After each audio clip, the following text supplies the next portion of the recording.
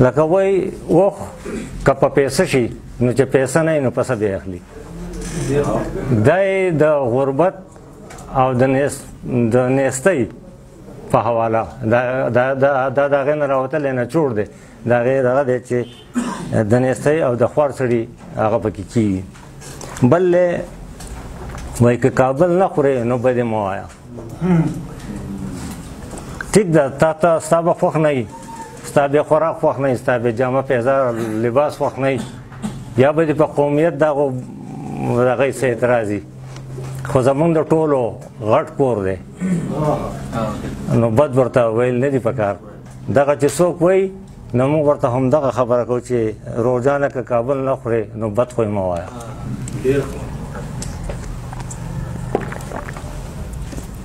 بل یو طنز دی په چا پورې دی، طبقاتي خبره ده. تصدیق اقبال بابو صاحب او نایب صاحب دی واوري، مرګ مې د چر کاپي راشي چې اوبه څکي او متیازې نه کوي. وایي مرګ مې د چر کاپي راشي چې اوبه څکي او متیازې نه کوي. دا زموږ سیاستدانان ته وایي تاسو مه یارېږئ، زه بیا وایم دا زموږ سیاستدانان شو، دا زموږ مشران شو. هغه چې د هغو لاس اوږده دي هغه با اختیاره دي، هر څه خو کوي، هر څه زموږ خوري خو کوي هېڅ نه، موږ له هېڅ نه کوي. او د دې سره جوخته مې یو دغه بل لیکلی دی چې د دغه شته دغه پیلګوډي مه هوشي، خپله خوله قلا ده هم بلا ده. دی موږ ته د نصیحت په طور ویلي چې کوی نو بیا لږ په پټه خوله لکه دیني اواز چې ورته تاسو په هغې باندې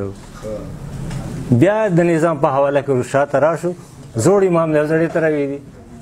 بیا د پښتنو مزاج چې دی، نفسیات چې دی، مزاج چې دی، رواج چې دی، روایت چې دی، په هغې کې وایي د پښتو کاڼی که په اوبو کې 100 کاله پروت وي نو نه ورستېږي. کاڼی ونه ورستېدل، خو مطلب دا چې د پښتنو په خوی خصلت کې، د دې په نفسیاتو کې، د دې په روایاتو او رواجونو کې دا شی موجود دی چې 100 کاله به تېر شي خو بدل به خامخا لي. که زوی وانه لي نو نسۍ علي، او نسۍ نه علي نو کړوسی به یې علي، او دا زموږ په مخکې شوي دي. ورپسې یو بله ده چې هغه هم لږ دغه دی، د خره قچر په شا مه ورځه او د خان مالک په مخه مه ورځه. دی راته هم مطلب هر چا چې کړی دی نصیحت کړی دی چې ته د خره په شا لاړې نو پته به دې وایي دغه کار له تې وهلي، او که ته د خان مالک په مخه ورغلې نو هغه به درته یا کنځل سپکې وایي یا به وایي راشه دا کار وکړه، توجه نه وایي چې هغه مه یې ښوه، کوم سپي چې اوده دي اوده دي، هغه مه یې ښوه. او ورسره د دنیا جهان نورې خبرې هم دي که نه، وایي هندو خوار شو خو مسلمان نه شو. مونږ دومره وټکولی شو په 3 ځله او مونږ هوښیاران نه شو.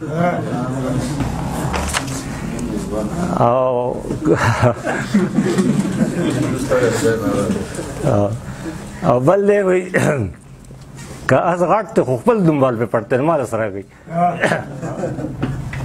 دا هم د مشري د با اختیار خلکو دپاره دی، موږ ته نه وایي، زموږ سره خو شته نه.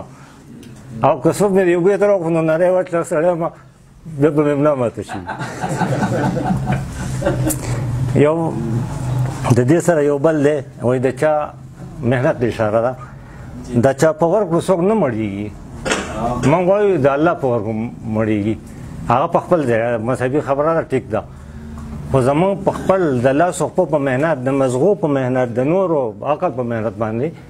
هغې باندې زه، زما کور، زما کورما، زما عزیز ولی او کور خوا او شا خلک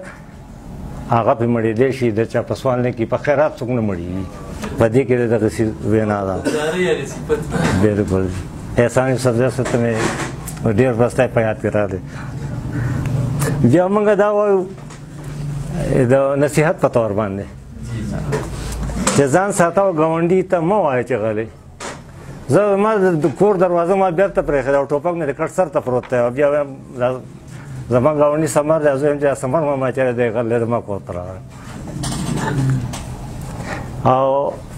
یو بله خبره چې هغه د ډېره د غیرت ده، هغه وایي چې یار یارېږئ مو،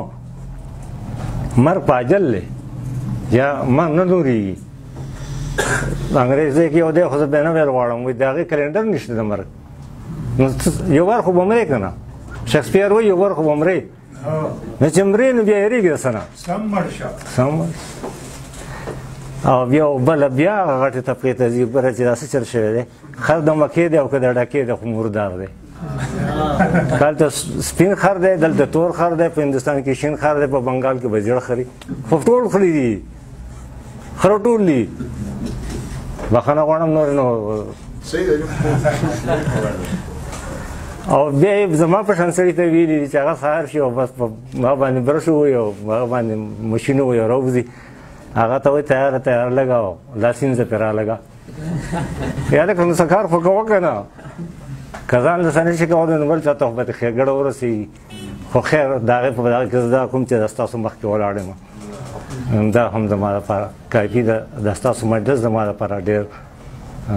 د قدر وړ دی او دا زما لپاره مدرسه ده بیا یو بله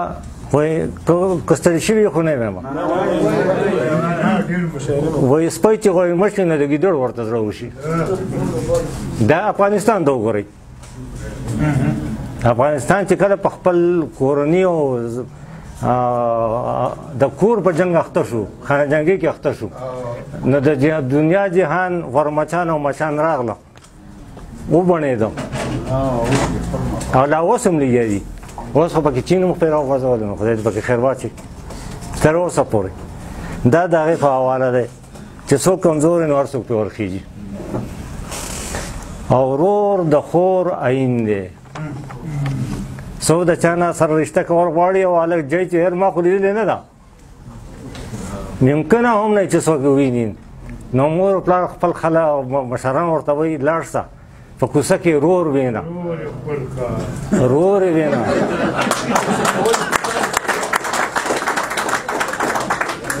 رور وینه که هغه ښایسته وي نو خور به هم ښایسته وي او که هغه ښایسته نه وي نو خور به هم ښایسته نه وي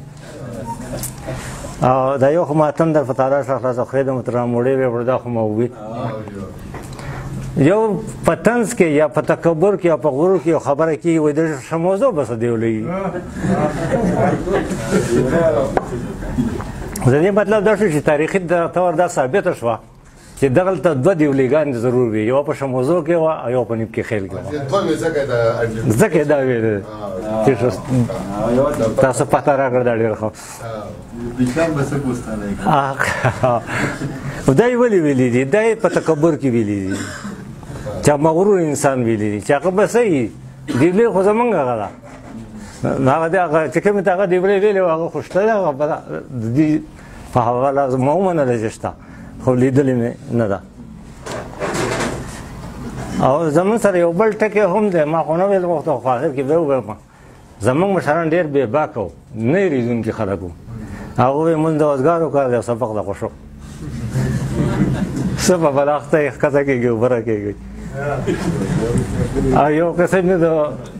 هغه نه اورېدلې وه د کرم مندوخیل صاحب نه دی وی ګیره زما ده او واګې د باسکیلې خلک کوي او د باسکیلې غوزه